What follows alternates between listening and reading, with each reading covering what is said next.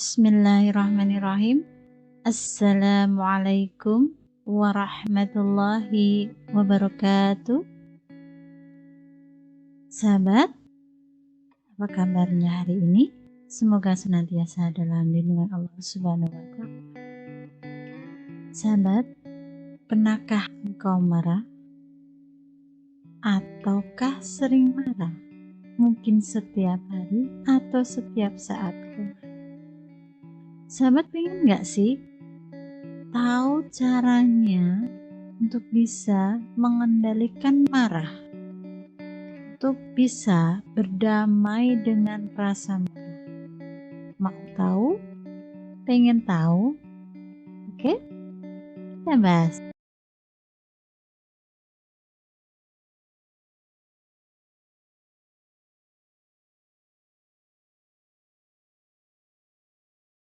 Sahabat yang dirahmati Allah, sebelum kita melangkah lebih jauh, kita pahami dulu why.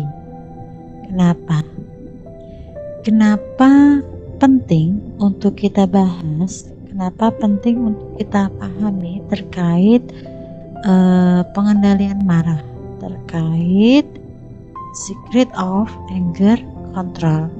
Kenapa? Sahabat, ternyata induk atau mother of negative emotion adalah al-ghadab. Ya, induk dari emosi yang negatif itu al-ghadab atau kemarahan. Meskipun al-ghadab itu selain kemarahan ada kebencian, ada juga dendam, ada juga yang mungkin berasal dari luka hati, sakit hati, dan sebagainya. Kita bahas sedikit terkait dengan kebencian. Sahabat, ketika sebatas tidak suka, is okay, tidak masalah ketika kita tidak suka, karena tidak mungkin kita itu suka dengan semua hal. Kalau kita cuman sekedar tidak suka, is okay, karena apa? Itu membuat kita itu punya value, membuat kita itu punya prinsip. Misalnya, ketika sahabat itu adalah orang yang jujur, otomatis sahabat itu tidak suka kepada orang yang suka bohong.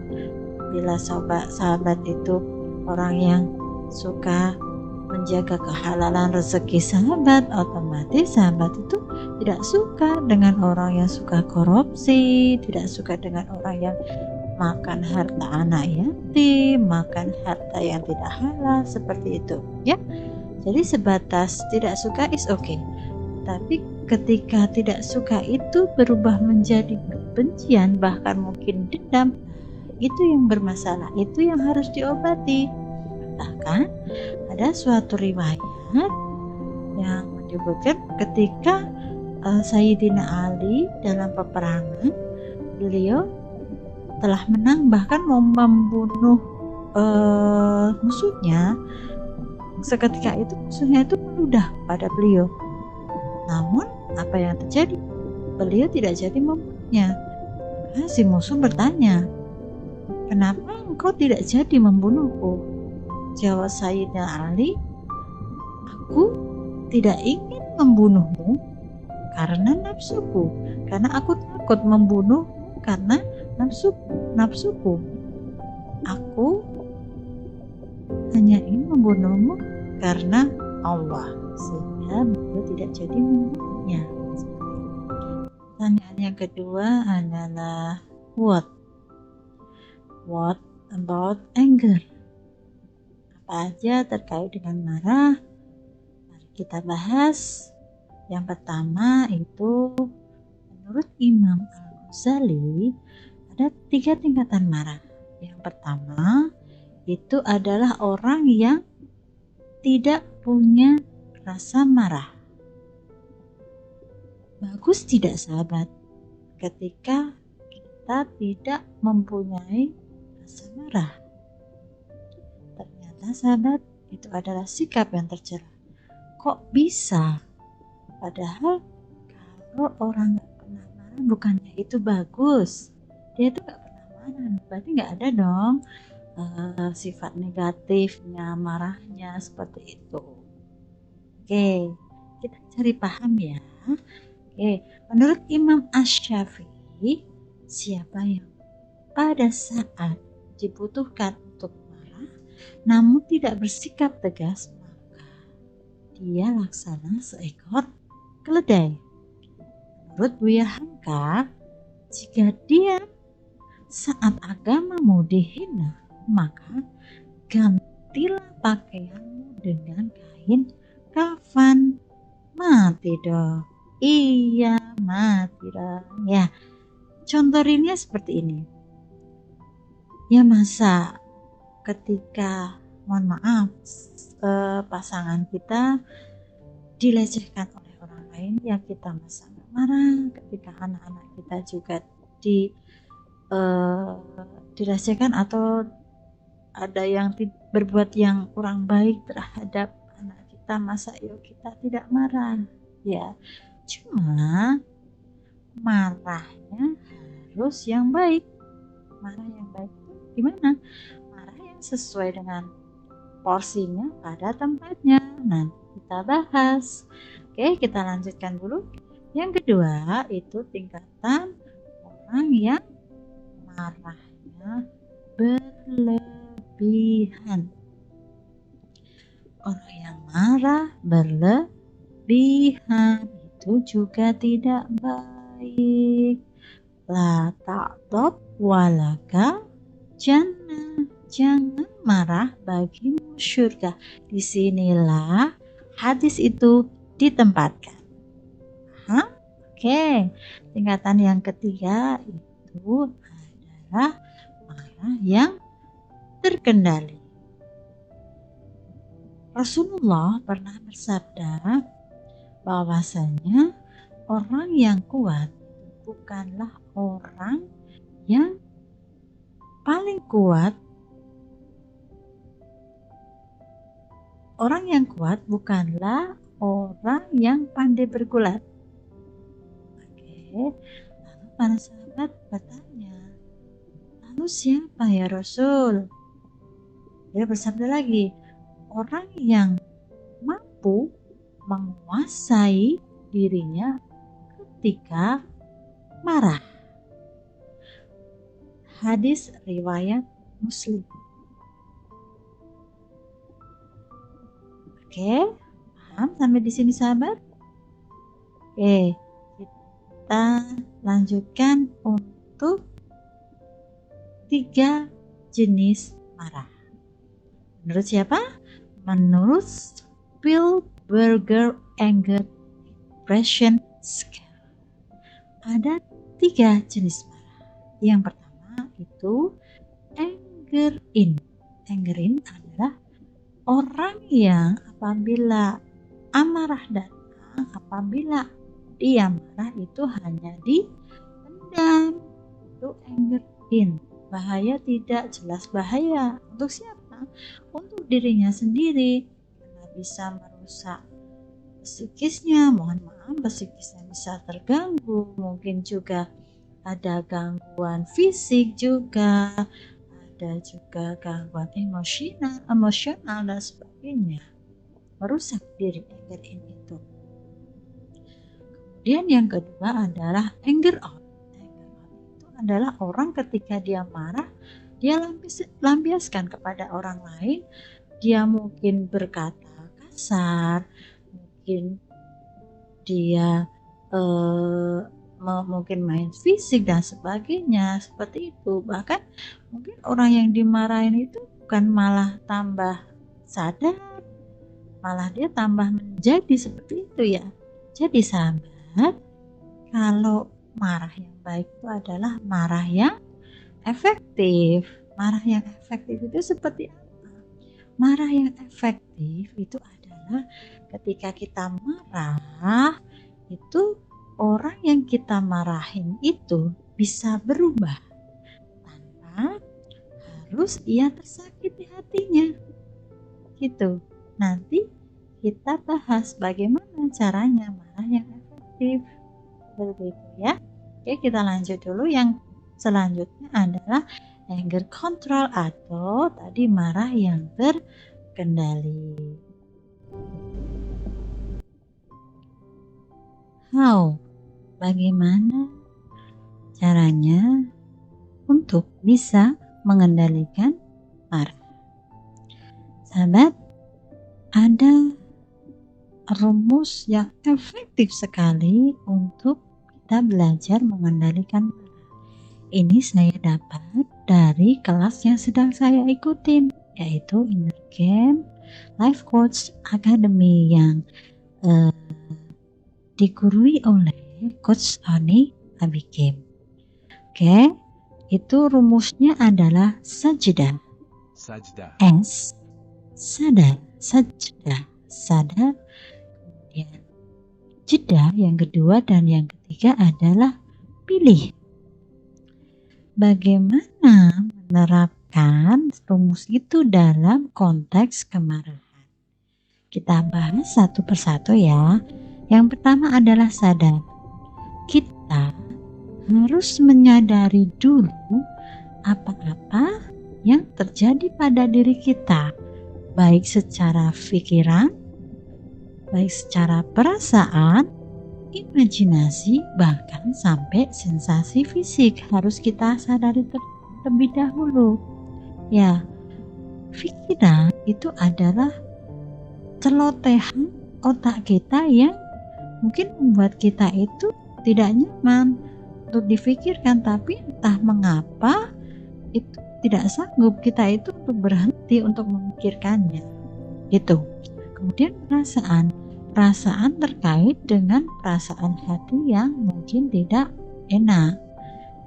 Dan juga untuk imajinasi itu adalah gambaran batin yang kita bayang-bayangkan yang sifatnya itu tidak enak, imajinasi yang menjadi beban seperti itu.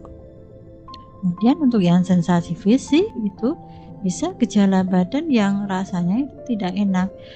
Keempat itu harus kita sadari terlebih dahulu ya.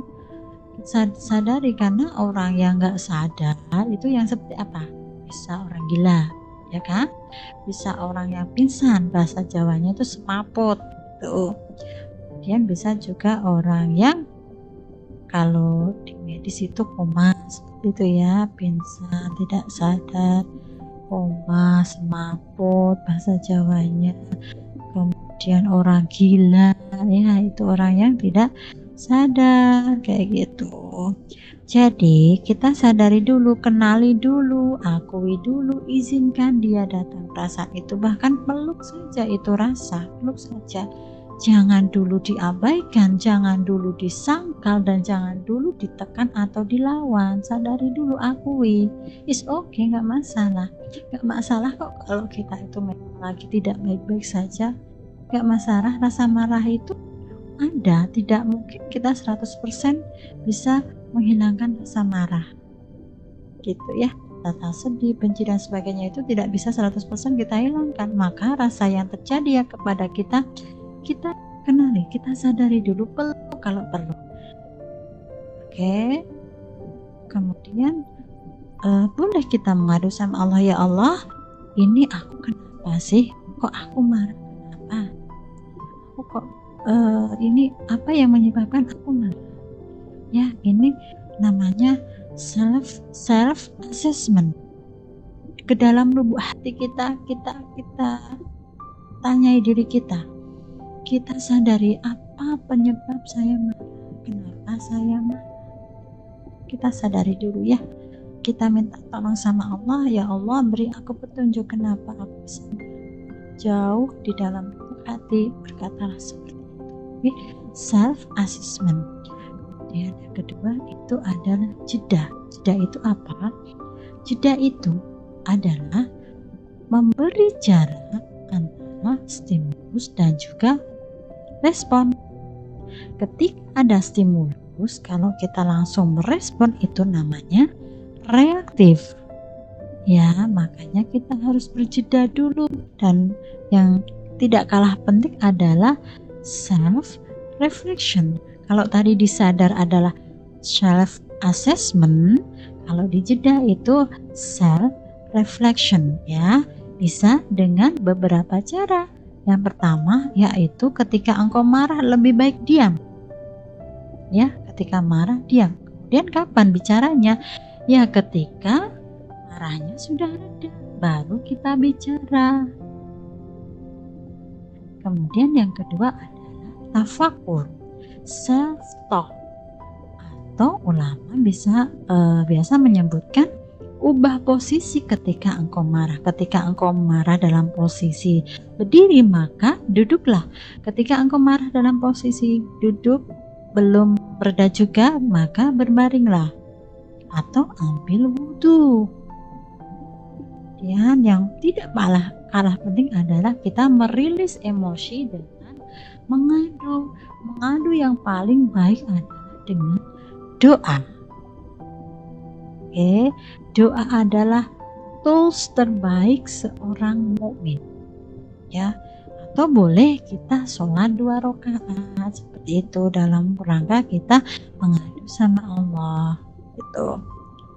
Kemudian yang tidak kalah penting yaitu kita juga bisa melakukan dengan Quranic reflection. Contohnya seperti apa? Contohnya gini sahabat, saya tanya dulu, ketika kita itu tidak bisa atau sulit mengendalikan marah itu kapan? Ketika anak tidak mendengar nasihat kita kah? Ketika suami tidak mempedulikan kita atau apa? Ternyata sahabat, kita itu tidak bisa atau sulit mengendalikan marah itu ketika menghadapi orang yang kita itu udah bantu banyak sama dia, kita itu banyak ngasih pengorbanan buat dia, tapi dianya malah tidak tahu diri, tidak tahu terima kasih, tidak tahu syukur, bahkan mungkin dia akan suka membangkang dan sebagainya. Itu dikisahkan di kaum apa? Di kaum Bani Israel, betul, yaitu kisahnya Nabi Musa alaihi wasallam.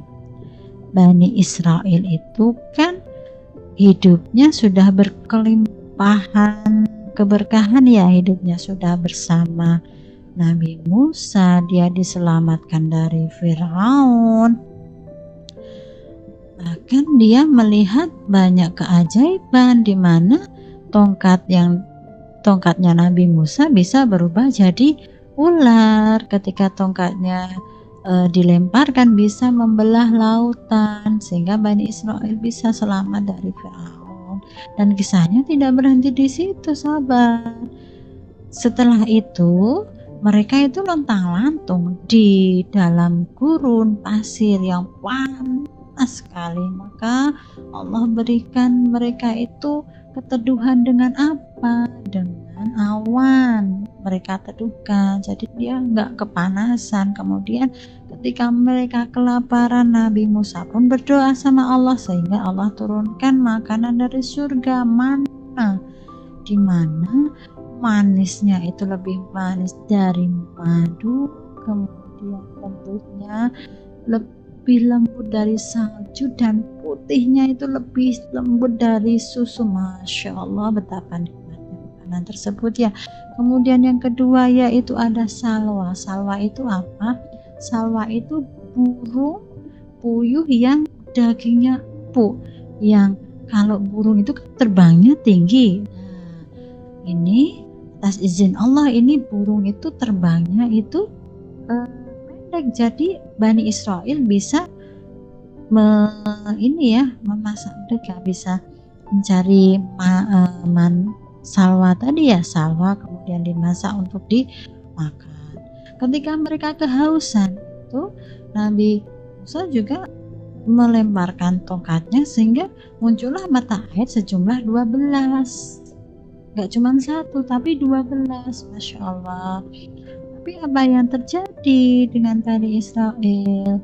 Padahal berbagai karunia, rahmat dan pertolongan Allah untuk Bani Israel itu banyak sekali, tapi mereka membangkang. Ya, bahkan ini kita temukan di surat Al-Baqarah ya, ayat yang ke-57, surat yang kedua Al-Baqarah ayat 57, di mana kami menaungi kamu dengan awan dan kami menurunkan kepadamu mana dan salwa yang telah kami berikan kepadamu. Mereka menzalimi kami, tetapi justru merekalah yang menzalimi dirinya sendiri. Sudah diberikan begitu banyak nikmat, bahkan mereka juga berkata pada surat Al-Baqarah ayat 61, bahwasanya Nabi Musa itu sudah Allah itu sudah memberikan banyak makanan, tapi mereka masih meminta lebih. Musa, kami itu bosan dengan ini, bisalah kamu minta yang lain, sayur kek, buah kek dan sebagainya. Masya Allah. A'udzu billahi an akuna minal jahilin. Aku berlindung kepada Allah agar tidak termasuk orang-orang yang jahil. Orang jahil itu orang yang bisa berarti bodoh, meyakini sesuatu yang tidak benar, atau melakukan perbuatan yang tidak layak untuk dikerjakan. Seperti itu. Jadi dalam kisah ini kita itu belajar semarah-marahnya kita, semarah-marahnya kita itu bisa belajar dari Nabi Musa. Nabi Musa itu yang watak aslinya itu adalah pemarah, namun dengan izin Allah berikan pelajaran kemudian dari Bani Israel. Jadi beliau adalah jadi sesosok yang bisa mengendalikan. Kita bisa belajar dari kisahnya Nabi Musa. Jadi apabila kita masih mempunyai sifat anger out, masih punya sifat marah yang berlebihan, anger in, kita itu bisa belajar dari Nabi Musa dengan tadi rumus tadi ya, yang nanti kita akan selesaikan secara utuh. Itu sahabat, jadi don't worry, semua bisa diperbaiki. Selanjutnya sahabat, kita itu perlu mempunyai mental yang uninsultable. Ini dari guru saya ya, uninsultable itu apa? Itu mental yang tidak mudah tersakiti, tidak mudah baper, tidak mudah overthinking. Seperti itu dengan dua cara, yaitu dengan menaikkan kapasitas secara intelektual dan juga spiritual. Sahabat, apabila kita itu semakin tinggi pendidikan kita, pengetahuan kita itu, kalau tracknya benar nih, jalannya benar, harusnya kita itu semakin bijak gitu, bukan semakin menunjukkan oh ini saya, no, bukan. Kita akan malah semakin memaklumi orang lain. Bahkan kalau bertemu orang itu pengennya doain itu aja. Melihat orang yang melakukan kesalahan, dia itu memaklumi, bisa memeluk orangnya, bukan ikut menyalahkan. Seperti itu. Kemudian ketika kebaikan itu tidak berbalas, itu kadang kita ini ya sakit hati, karena memang makhluk sosial itu pengennya apa-apa yang kita berikan itu dapat balasannya. Seperti itu, makanya kita harus naik level nih, jangan cuma jadi makhluk sosial. Karena nanti kalau kita cuma mengharap balasan dari orang, berharap sama orang, itu sama dengan kekecewaan, sakit hati yang disengaja.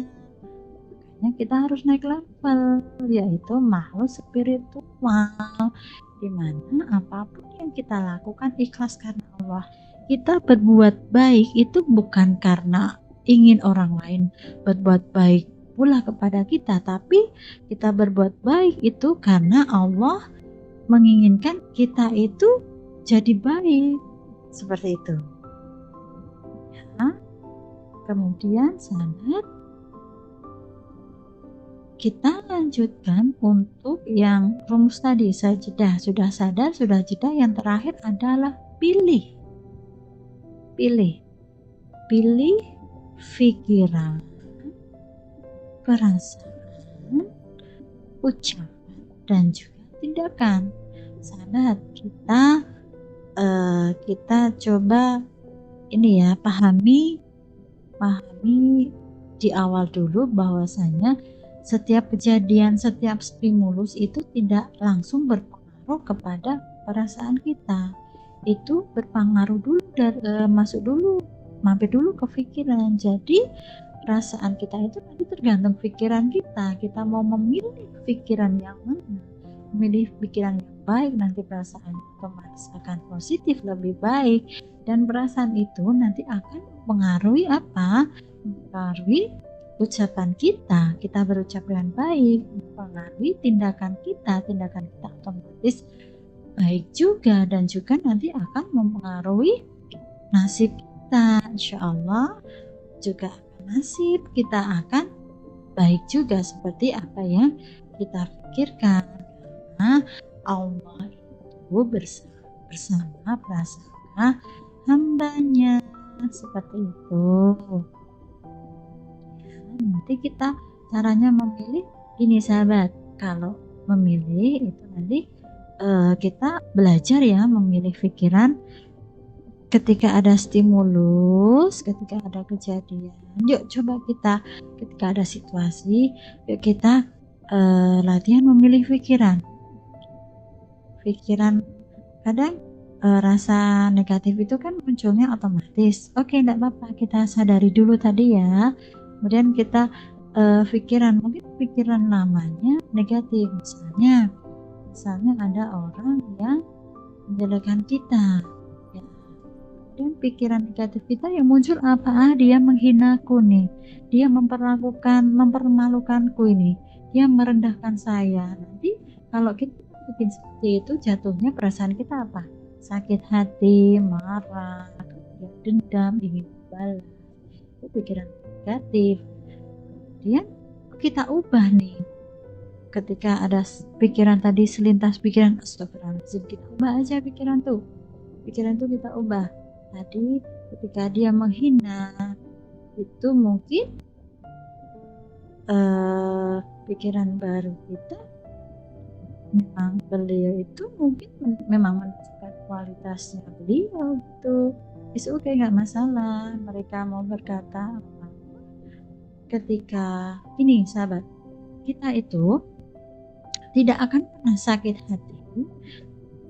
Tidak ada orang yang bisa menyakiti hati kita kecuali kita izinkan. Paham? Jadi apapun kata orang, kalau kita tidak mengizinkan dia menyakiti kita, hati kita itu tidak akan pernah bisa tersakiti. Dengan apa tadi? Kita tepis aja dengan pikiran kita, pikiran yang positif aja.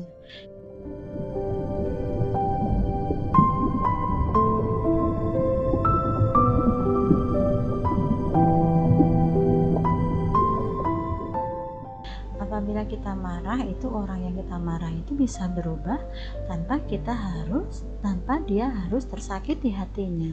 Caranya dengan non-violent communication, yaitu yang pertama, mulai saja dengan saya merasa, bukan kamu ini memang seperti ini, jadi saya merasa kok Anda menyakitin saya ya, seperti itu. Kemudian yang kedua, deskripsikan, sampaikan harapannya, pengennya apa, itu. Kemudian yang ketiga, tunjukkan bahwa kita itu marah itu cuman sama perbuatannya, bukan dengan orangnya. Jadi boleh marah sambil memeluk, itu juga boleh. Saya kok marah ya, gitu, sampaikan dengan yang baik gitu. Karena marah itu tidak harus teriak, beda sahabat. Marah dan teriak itu dua hal yang berbeda. Jadi marah tidak harus teriak, bahkan orang teriak itu juga belum tentu dia marah, gitu ya. Kemudian dari pilihan tadi, mau menjadikan sakit hati itu menjadi membalas secara keburukan atau mentransformasinya menjadi untuk memaafkan, itu is yours, itu pilihan Anda. Mau memaafkan atau memendam rasa itu pilihan Anda. Ya, karena kadang kita itu terjebak dalam 5 mitos memaafkan, sahabat. Tahu nggak? Kita itu terjebak dalam 5 mitos memaafkan. Yang pertama, memaafkan untuk kepentingan yang dimaafkan itu mitos. Yang memaafkan itu untuk kepentingan kita. Ya, toh kalau dia tidak dimaafkan, itu kan dia is okay, dia nggak masalah, nggak dimaafkan, tapi kita masih sakit hati, kita masih ada rasa benci, nyesek dadanya, gitu. Itu kepentingan kita. Kemudian yang kedua, itu memaafkan itu sama dengan melupakan, tidak juga. Ya, memaafkan itu beda dengan melupakan. Mungkin masih ingat, cuman rasanya sudah kita rilis, kita sudah memaafkan, kejadiannya kita masih ingat, tapi kita sudah rilis rasanya akan berbeda. Kemudian yang ketiga, itu memaafkan baru bisa diberikan setelah orang itu minta maaf. Itu salah. Memaafkan itu tidak melibatkan yang lain. Memaafkan itu cukup kita, satu pihak kita. Wong itu tadi balik lagi, itu kepentingan kita. Yang keempat, itu dengan memaafkan ya enak dong, orang itu kan lepas dari dosa dan juga hukuman, kayak gitu ya. Itu beda konteks. Kalau memang perlu untuk diproses hukum, ya silahkan saja, itu untuk menegakkan keadilan seperti itu. Tapi itu untuk kalau memaafkan itu secara psikis kita, ya beda dengan ranah hukum, itu beda. Psikologis, kalau memaafkan itu psikologis seperti itu. Kemudian kalau memaafkan itu menunjukkan kebodohan dan kelemahan, itu juga salah. Orang yang memaafkan itu adalah orang yang kuat. Dan sahabat, bahwasanya kita memaafkan itu adalah untuk menjaga hati kita agar tidak sakit hati. Jadi kita memaafkan itu bukan kita membenarkan orang itu berbuat salah, bukan. Cuman kita memaafkan itu adalah kita menghindari rasa sakit hati, seperti itu ya. Makanya itu kita dalam pilih, ya tadi yang terakhir itu pilih, itu ada metode. Di dalam pilih itu ada metode namanya Sedona Method, atau dalam buku guru kami itu ada buku yang namanya Surrender, berserah. Itu nanti self coaching ya, for letting go, untuk melepaskan. Sahabat, ketika Anda memegang sesuatu itu, kalau kita mau melepaskan, ya udah tinggal lepas, betul? Ya, sebenarnya kita itu kalau susah itu bukannya karena susah, tapi kita tidak mau aja. Makanya nanti dalam pilih ini itu nanti ada beberapa pertanyaan, contohnya seperti ini. Nanti rasa itu for letting go, ya, untuk melepaskan. Sambil tarik nafas, mungkin dengan diiringi dengan musik afirmasi, kita tanyakan ke dalam diri kita. Rasa itu kita sadari, kemudian kita ingin melepasnya, kita tanya, bolehkah rasa itu dilepas? Bolehkah? Apapun jawabannya, lanjutkan aja. Maukah rasa itu dilepas? Ketika tadi jawabannya tidak boleh, kita tanya lagi, lebih nyaman mana rasa itu dilepas atau tidak? Kalau jawabannya lebih nyaman dilepas, balik lagi, bolehkah rasa itu dilepas? Boleh. Selanjutnya, maukah rasa itu dilepas? Tidak mau. Balik lagi, nyamankah ketika rasa itu dilepas, atau nyamankah engkau memegang rasa itu. Gitu. Kalau jawabannya sudah nyaman untuk dilepas, balik lagi, maukah dilepas rasa itu? Mau. Jawabannya, pertanyaan terakhir adalah kapan. Ketika jawabannya besok, kenapa tidak sekarang? Karena sahabat, kita itu nggak tahu ya, kita itu sampai besok atau enggak, karena 10 menit nanti kita itu nggak tahu apakah kita masih hidup atau ada kejadian apa. Makanya ketika kapan itu ya sekarang lepas pelan-pelan, meskipun tidak 100% berhasil dalam satu kali percobaan, no problem, kita coba lagi. Sahabat, demikianlah sharing kita kali ini. Semoga bermanfaat, jadi wasilah kebaikan untuk kita semua. Apabila ada yang benar, itu datangnya dari Allah. Apabila ada yang salah, itu datangnya dari saya pribadi. Saya mohon maaf apabila ada kata-kata yang kasar, karena saya makhluk kasar, saya bukan makhluk halus. Itu kata guru saya. Jazakumullah khair, barakallahu fikum, wassalamualaikum warahmatullahi wabarakatuh. See you.